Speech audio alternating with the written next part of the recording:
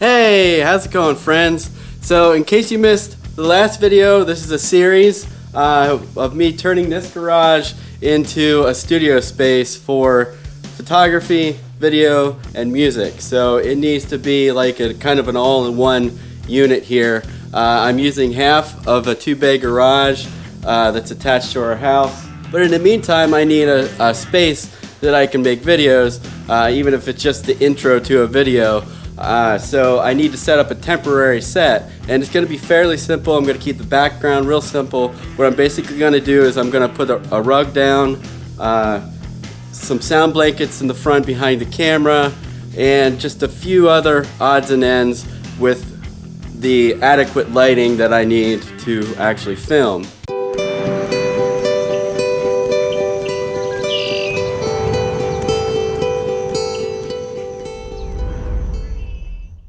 So what we have here is an 8x12 rug, and it's a really thick nap, so it's going to absorb a lot of sound, and you want a lot to absorb a lot of sound. That's really the only reason that I'm putting this down. And then this is a cabinet I built. I'm going to put some cameras in here and probably backlight it, or I actually have this camera over here that isn't actually a camera, it's a light.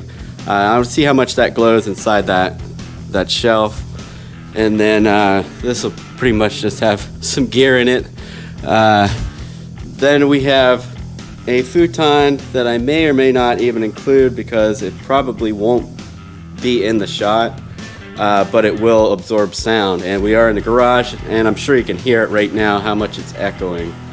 And then what I'm gonna do is this stand here is a backdrop stand, and we have 2 mic stands with the boom arms extended and tightened as tight as I can get them to support these sound blankets, 3 sound blankets, and then over top of the sound blankets, so it actually reflects a lot of light, is going to be a white backdrop. Then I got the Falcon Eyes 40 TD and the Falcon Eyes 28 TD. Kind of a rig I've been experimenting with, hooking them both one-to-one stand and angling one down towards the top of my head and one up underneath my chin at a fair distance so I'm not completely washed out. And then obviously there's the tripod for the camera. Here is the practicals. I got 2 practicals. I'm going to use this small LED light with the teal gel to point toward the background off screen, and then I'm going to use this newer ring light, actually not what it was intended for, to do the other side, so we got like a teal and orange look to the background. I'm going to try to keep the background fairly subtle here. This is going to be the actual background. Believe it or not, I did wash this wall off, and in the end I kind of like the kind of beat up rustic look, but I'm building the studio it's going to be all gray anyway, so I'm experimenting with different types of doing a gray background and throwing like washes of color on it.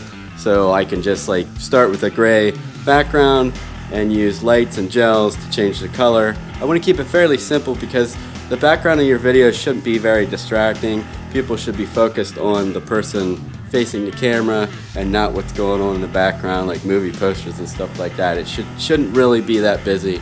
In the past, I kept it pretty simple. I was either at my desk or I was at a designated spot like this where there was just like a little sign that says create more, and pretty much just the wall, that was it. So to keep this video under a half hour, I'm going to time lapse the steps and then show you like a before and after.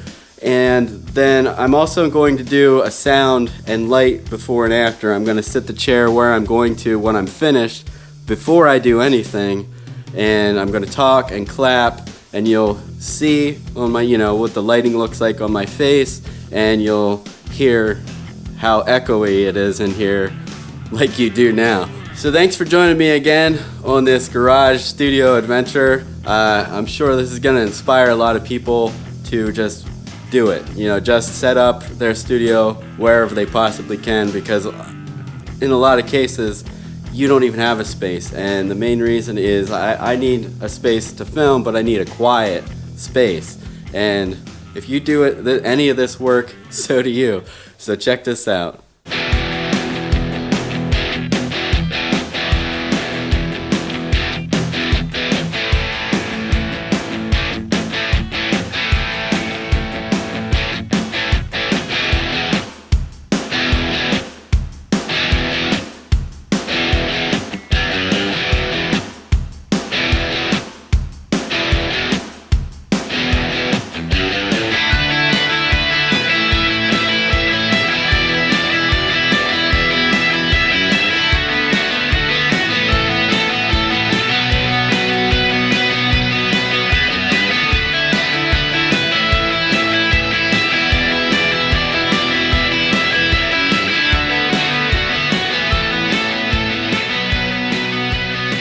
So, I know you saw the time lapse, but I also know it moved by pretty quickly. So I'm going to give you a quick tour. I'm actually going to turn the main lights on again because this is a GoPro. You need lots of light. So here's the rug up close and personal. Pretty standard things. Cheap futon. The shelf I tried to fill up. I noticed once I lit it up, you don't really see that this camera is a light anymore, which is fine. It's as long as everything's lit up how it should be. You can see the lights are pretty darn bright. Over here is the tungsten balanced light. Right here is the teal light. It's kind of blowing out right now, so you can't really tell, but if you look at the wall here, you can definitely see the teal. Actually, if I turn these mains off, you should be able to see it. And over here is the orange. I'm gonna have to really kind of balance that out. So there it is. Pretty much there's the background. And you can see it's still looking like a garage everywhere else outside of this. Right there's the garage door. The reason I threw the white over here is any light that spills from this will spill back onto my face, and that's always a good thing to spread your light out as far as you can. And this is what it looks like from behind. It just looks kind of like you got something covered up for winter. So right now I'm going to show you the before and after, so you can really see how much sound was cut down. And the after will have none of these lights on. The main lights will be shut off and it'll be just video lights. Sound and light before. After lighting and sound control. So there you have it. It's a very simple process. You just strategically place a handful of things and block off your sound the best you can. You can use blankets, you can use regular moving blankets, you can use pretty much anything that will absorb sound, and you don't need stands, you can hang it. And then for the lighting, just find the best lighting you can and just kind of put it off to the side. You can have a fill light over here. I choose to have just this coming from this direction, and then the backlighting, which is your practicals really. They don't really serve a purpose much other than just prettying up the background. And you got the teal one over here, the orange one over here. I haven't seen this graded yet, so I'm not 100% sure if the orange is really showing up that great. I see the teal, but this is actually on the GoPro Hero 7 right now, so it won't be quite as wide of a view, and I'll be able to push the camera back. The GoPro is actually in front of where you saw the camera right now. So I decided to just do this all with the GoPro, and then it's just a quick and easy grade and edit.